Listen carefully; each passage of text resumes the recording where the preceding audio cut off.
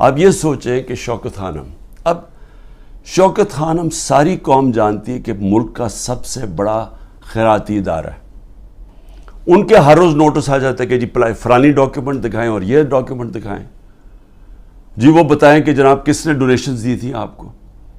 یعنی ایک یہ نہیں دیکھ رہے کہ اس سے نقصان کس کو ہو رہا ہے.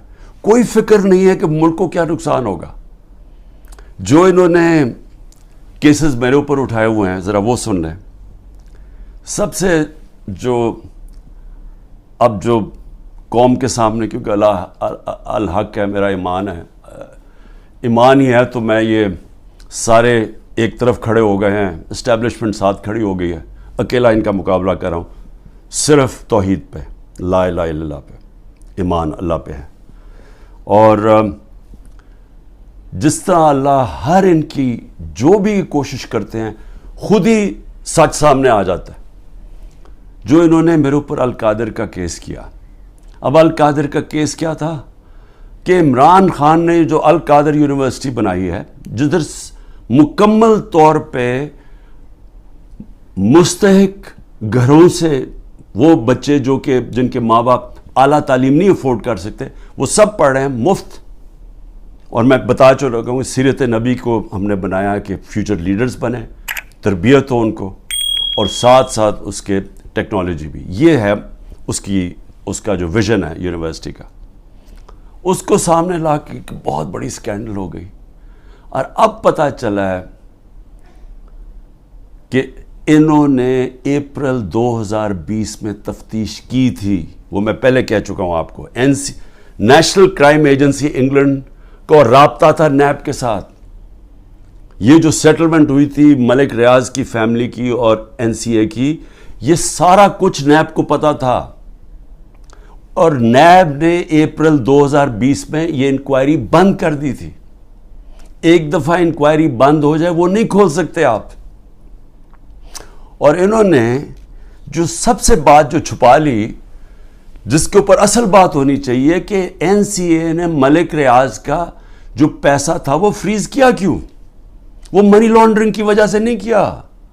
وہ انہوں نے کہا کہ ایک ٹرانزیکشن ہوئی، اور یہ سنیں ذرا غور سے، کہ حسن نواز نے پراپرٹی بیچی ملک ریاض کے بیٹے کو، اور وہ جو پراپرٹی بیچی وہ 50 بلین پاؤنڈ کی بیچی.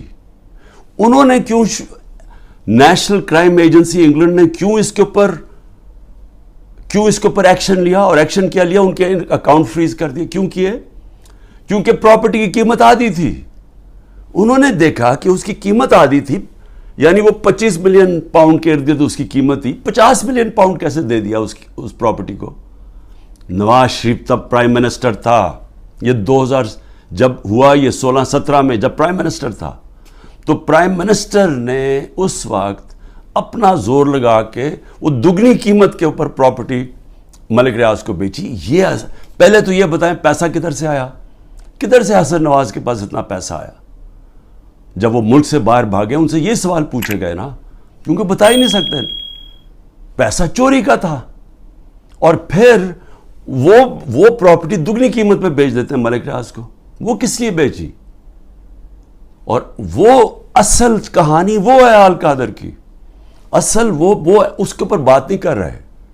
کوئی پوچھ نہیں رہا نواز شریف سے کہ بتائیں جی بیٹے نے یہ پراپرٹی، اور آپ کو کیوں اتنی مہنگی پراپرٹی خریدی ملک ریاض نے. اور یہ بھی ہو گیا کہ یہ سارا کچھ پتا تھا نیب کو.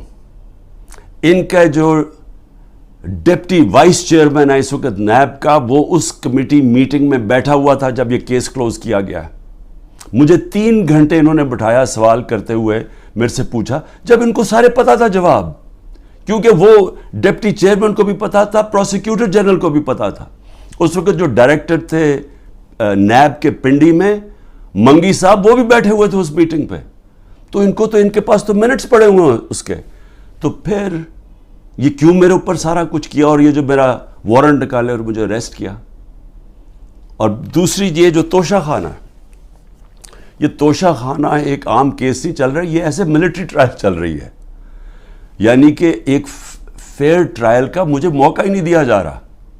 خیر وہ اس کے اوپر پھر سے میں سب جوڈے سے زیادہ بات نہیں کرتا، لیکن یہ میں کہوں گا کہ میرے سے وہ سوال پوچھے جا رہے ہیں جو آج پاکستان کی تاریخ 70 سالہ تاریخ میں کبھی کسی سے، جن کو بھی کتنے گفٹس ملی ہیں توشہ خانہ میں، 70 سال سے ملتی ہیں گفٹس، کوئی نئی تو چیز نہیں ہے، کبھی کسی سے وہ سوال نہیں پوچھا کہ جی آپ کو جو توشہ خانہ کی گفٹ ملی تھی وہ آپ نے آگے بیچی کس کو، یا آپ نے گفٹ کس کو کی؟ کبھی کسی سے آج تک یہ پوچھا ہے؟ کبھی کسی سے پوچھا ہے کہ توشہ خانہ جب آپ قیمت ادا کر کے وہ لے لیتے ہیں گفٹ، اس کے بعد آپ کی پراپرٹی آپ جو مرضی کریں؟ بھی آپ کون ہے پوچھنے والا ہے کہ میری پراپرٹی سے میں چاہے گفٹ کروں یا میں بیچوں؟ جب تک کہ جو بھی میرا چیز ہو وہ میں ڈکلیئر کروں، تو میرا سارا ڈکلیئرڈ ہے میرے ٹیکس ریٹرنز میں. تو وہ سوال پوچھے جا رہے ہیں آج، وہ وجہ اس کی ہے ان کو مل کچھ نہیں رہا. یہ 3.5 سال میں جتنا میں پرائم منسٹر ہوں، ان کو یہ 2 چیزیں ملی ہیں. اس کو کرپشن کہہ رہے ہیں، یہ جو توشہ خانہ ہے، اور دوسرا چیز القادر. یہ 2 کرپشن کے کیسز میرے پہ ملے ہیں.